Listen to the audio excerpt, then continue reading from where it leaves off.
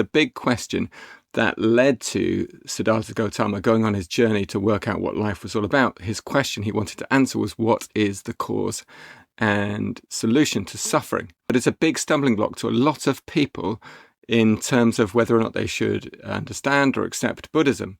And I think it's massively misunderstood, this first noble truth. So I want to dig into that today and look at a Navayana Buddhist approach to the question what the Buddha meant by suffering. And that idea of dukkha, the idea of suffering, is affliction or grievance or being sorrowful, really. And it's often interpreted as being entirely down to our clinging to permanence, that our suffering is caused by mental, spiritual, emotional anguish, by not understanding reality properly.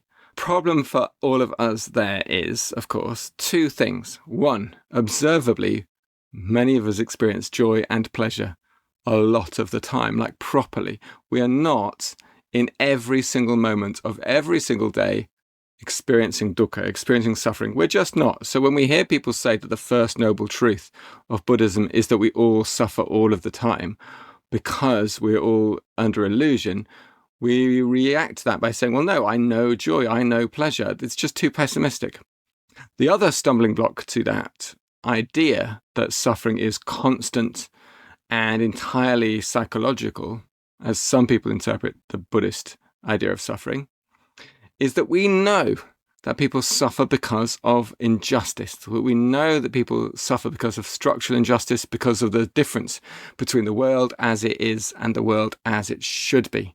So I want to look at both those interpretations of dukkha, of suffering, now, and think about why it might not be that we have to choose one or the other, but the combination of understanding suffering both as psychological affliction and as structural evil are Buddhist ways of understanding suffering. One of the most prescient causes of suffering in both psychological and material physical terms today, of course, is climate change. And it's causing us psychological suffering because we are anxious about the future and because we see the world around us and we are sad for those who are already suffering. It causes suffering right now to people who are in drought or flood or famine because of climate change, whose profits or livelihoods are affected by climate change. Real structural and psychological suffering happen right now because of climate change. So it's a really helpful lens through which to explore the Buddhist idea of suffering and ask what the Buddha really meant and what we can do about it. And it's really important for me personally. I'm a parent of children who are going to see the world change radically in their lifetime. It's already changing, of course, in our lifetimes now.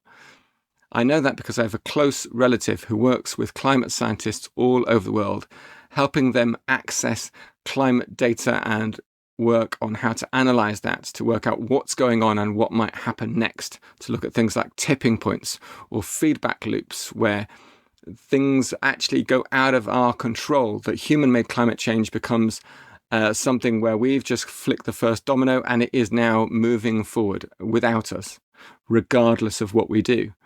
And we're seeing that. So that causes me some anguish too. I want to talk in a bit about some shocking statistics from an academic at the Aga Khan University about the connection between the physical and environmental and economic suffering caused by climate change and the psychological distress. It's horrific. I'll come back to it later in more detail, but it illustrates perfectly what we're talking about. But first, I want to talk about my own experience of the psychological suffering of climate change. And I think I've always known about climate change as a problem, even as a child. I'm nearly 50. And as a small child, I remember being on TV and people talking about the greenhouse effect and then chlorofluorocarbons and talking about the ozone layer. And I've known about it all my life, really. But it was only after both my children had been born and lots going on in my own personal life, and I became really distressed about it. And I have brief periods of kind of a depression in my life. And this was one of those where I just became numb for maybe 6 to 12 months. And it was mostly around my distress around climate injustice. I had all sorts of attempts at reacting to that then and the years that followed. one of which was to experiment with eating roadkill, going like vegan apart from foraging and roadkill.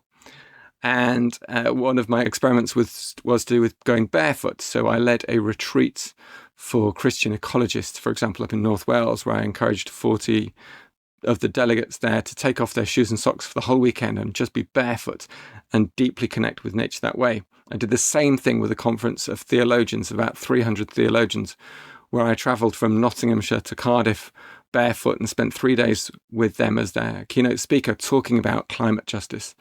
And I encouraged people to more deeply connect with and feel a solidarity with nature by practicing barefootedness more often. So I had some experiments in the kind of spirituality and practicality of responding to climate justice during that time and since. I wanted to talk about 3 key Buddhist ideas in just a moment. The idea of dukkha, of suffering, the idea of our solidarity with one another as human beings, and the idea of cosmic compassion, and how those 3 Buddhist ideas might help us in terms of what we do about suffering, especially in relation to climate change, but it applies to all things, in fact. But before I do that, let's come back to that research at the Aga Khan University in Pakistan and Professor Cyprian M. Mostert, who has recently published findings from research amongst women in Kenya. And he researched nearly 1,500, nearly 1,500 households in Kenya in rural areas. And what he found, the shocking statistic he found, was that heat waves were shown to contribute to a 15% rise in suicidal thoughts. And drought conditions led to a 36.7% increase in suicidal thoughts. What Professor Cyprian found was that the cumulative effects of climate change-related economic disaster led to a nearly 50% rise in suicidal thoughts amongst rural women in Kenya, in the area of Kenya he was studying. Nearly 50% rise in suicidal thoughts, directly and indirectly as a result of climate change. And we see that in that one study from the Aga Khan University. We can know that that is true for probably people you know and for people all around the world. That as we experience this shock, it has a morbid mental health effect on people. This, I think, is what the Buddha was talking about when he talked about dukkha, when he talked about that deep anguish and suffering at seeing the world around us change and the safety of the world slip between our fingers. It wasn't simply about our psychological state, it was our psychological state in response to structural injustice. And we can hear that and become incredibly sad about that, because it is sad. And Buddhism teaches us to be mindful and meditative. But it doesn't teach us to sit there and simply lament, simply be sad about the state of the world, to simply grieve. To meditate compassionately in Buddhism is quite a different thing, because it is action-focused, praxis-focused, karma, political karma-focused. And so a Buddhist response to the political and psychological suffering of the world is to recognize, first of all, that dukkha is both of those things, and then to respond with the Hindu or Pali word karuna, with loving kindness for all human beings. So extend the love that we feel for the people we know and care about, and in meditation, extend that love to all people around the world, to the women we've just heard about in Kenya, for example, to extend that love meditatively and to love all around us. But that's not enough. So karuna, that loving kindness for all people, is not enough. There's a word maitri, which is often translated as friendship or friendliness, but Ambedkar in Navayana Buddhism translates it more as solidarity with all living beings. That suggests that the Buddha is calling us to compassion with all living beings, which all forms of Buddhism suggest. That we should have a cosmic compassion. Cosmic is just a Greek word for the world, really.